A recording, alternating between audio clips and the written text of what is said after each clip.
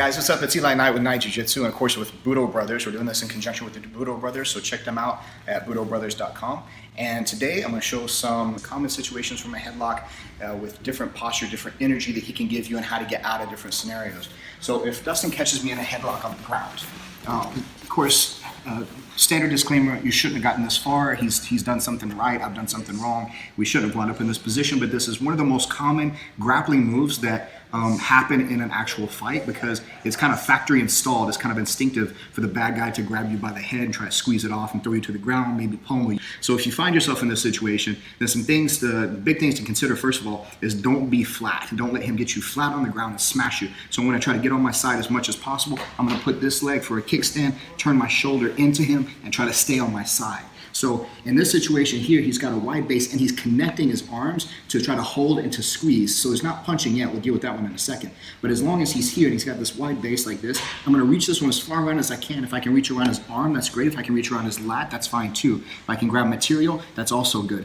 So from here, I'm going to step my outside leg, the one I'm using as a kickstand, that one's going to step and it's going to hook here. I want to make sure that this arm is free, and we'll talk about if it's not in a second, but if it is, I want to tuck it in, and I want to use this leg to climb up. What's going to have to happen now is I'm going to have to go here, put my head toward the ground, and pop up on my knee this way. And then once I get to this, I'm going to go here, switch to the knee. This knee is going to go down, the other knee is going to come up, and my hands are going to go on the ground to base like this. And then look, I keep going and pushing my way up to this position. I go all the way across, and as long as he's hanging on, he'll follow me along this way because he doesn't want to let go of my head and let go of that control. So once we get to this position here, I make sure my base is stable, and then I'm going to come here, cut in with the bone of the forearm like this. I'm going to grab my wrist, and I'm going to push my head diagonally away from this ankle. Not straight up, but diagonally away. There to break that grip like that. Of course, if this is an actual fight and strikes are allowed and everything else, I don't have to just frame like this. I can pound a little bit until he lets go of the headlock, and then I can get myself free. From here, you can elect to go into an arm lock, or if he keeps on going this direction over here, you can look to take his back. Now, as we're sitting here like this, if he got me in this position, this hand here should be monitoring anyway, because if he wants to let go of this connection because he wants to punch me now, if he starts to rear back to punch me, I need to be able to shoot this arm across to put up this gate here like this. So if he does go to punch right now, maybe he'll miss with that first one, and I want to try to get control of this arm here. Once I grab hold of that wrist and this one weaves inside, I'm going to hold like this right here.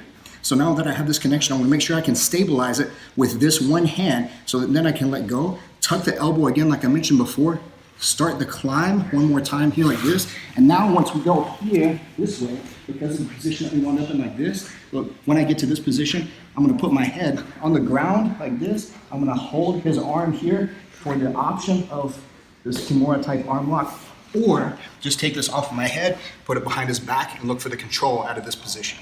Now, one question I always get whenever I'm showing these is that since these are both contingent on me tucking my elbow and climbing over the guy, it's like, what if he's holding this arm and he's not allowing me to do that? So if he's here and he's got my arm and I can't tuck that elbow, obviously I'm not going to be able to make the climb because he's not allowing me to twist and climb up the body like this.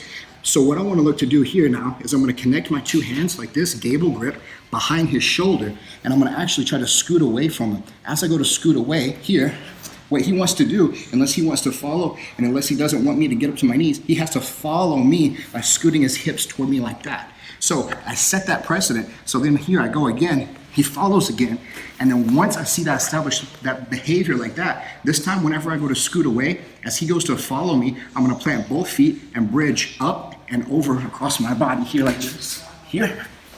Roll him over his shoulders. And then we wind up in this position here. Now I look again to regain the top position, get rid of this if it's connected.